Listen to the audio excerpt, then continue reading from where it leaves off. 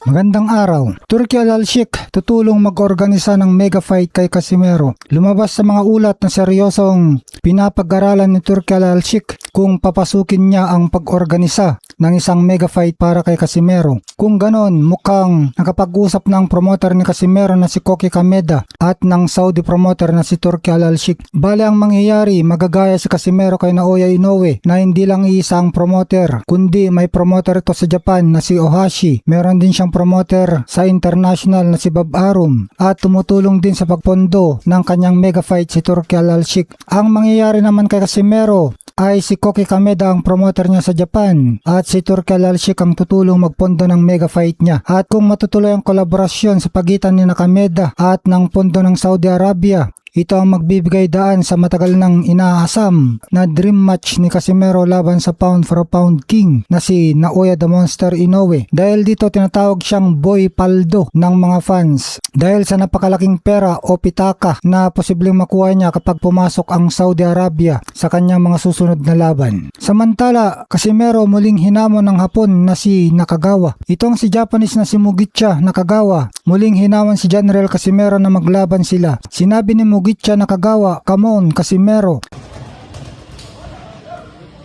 Casimero! Come on! Come on!"